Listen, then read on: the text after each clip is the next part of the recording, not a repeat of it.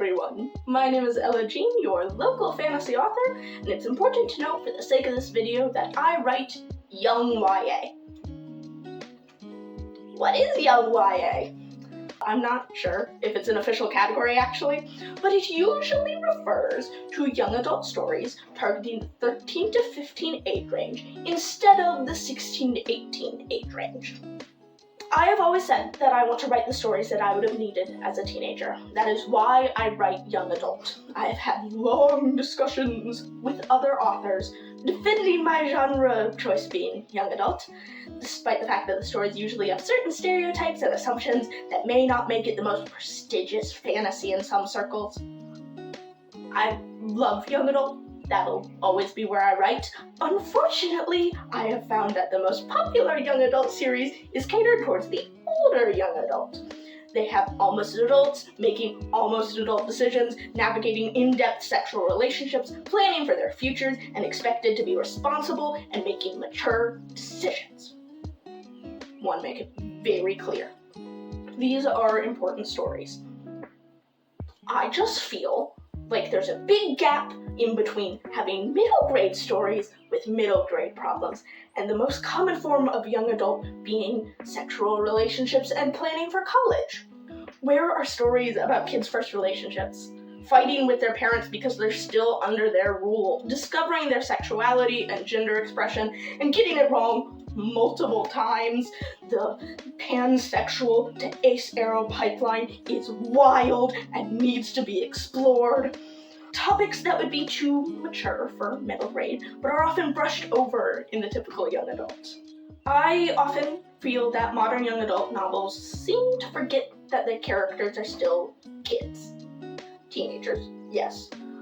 And I know teenagers out there may not be happy about me calling you a kid, but now being 22, which could also be considered a kid, I'd love to be considered a kid. You're kids. Teenagers, yes. But they don't have immediate freedom or a perfect understanding of how the world works. And so often, they don't let kids play. Their characters shouldn't be completely worried about the world. They still have room to play and be selfish. Writing for the mass public is difficult. There are now, in traditionally published books, expected tropes, topics, and themes. And teenagers aren't the biggest customers for books. Even young adult books. Adults are, with their disposable income and such. And nostalgia for being young again. And the biggest complaint young adult books face from the adult consumers is the characters are too immature. It's wild to me. I understand that readers can read whatever they want. I read adult books by the end of 5th grade, regardless of content. But young adult books are supposed to be safe spaces for teenagers. Adults can read them, but they need to understand they aren't the target audience. The kids are. I can't change what the publishing industry caters towards. I am little local fantasy author with no published books to my name.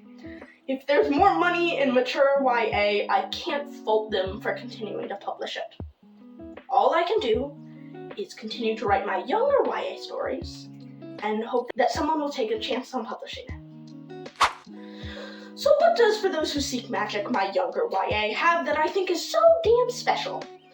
It's an urban fantasy centering Margie Trennell, who is entering high school when she learns that every story is real. It is a story that oozes hope and self-discovery. Margie is just beginning to break out from under her parents' thumb, forming her own opinion, even if they disapprove. The friends she meets at her new school seem to have it all together. Emma has known her style since kindergarten, dressing in bright colors and dyeing her pixie cut as loud as she can. Thomas is on top of his schoolwork and now has all his clubs managed. Casper is so passionate that everyone in the school knows about his theories, and Michelle is the calmest person, even for being only 14. But they all need each other, and at the end of the day, they need Margie more than she would ever know. They make childish mistakes. They are immature to the max, spend half of their time doing everything possible to ignore school and not worry about the future. While there is action, it's nothing that's the end of the world. In fact, if they probably ignored the problem, nothing would have changed, and the world would have kept on spinning. but they decide to care about a cause and stick their nose somewhere it doesn't belong and end up rescuing each other. It may not be the biggest story, but I am passionate about how important it is for teenagers to see themselves in a book. And if there aren't stories to carry them between middle school and upper high school, how will they ever feel confident going from a teenager to an adult? This is the story I would have needed as a kid. I needed to realize that I could make mistakes, that I had room to live and grow instead of rushing to the next stage of life. And I know there are others who need it. So I'll continue to champion writing younger YA until the end of time itself. So please follow along for more. Writing is difficult, and daring to continue after the first page is brave, especially with the way the world is now. I want to build a writing community with you, because anyone can write, and everyone has a story in them. Thanks.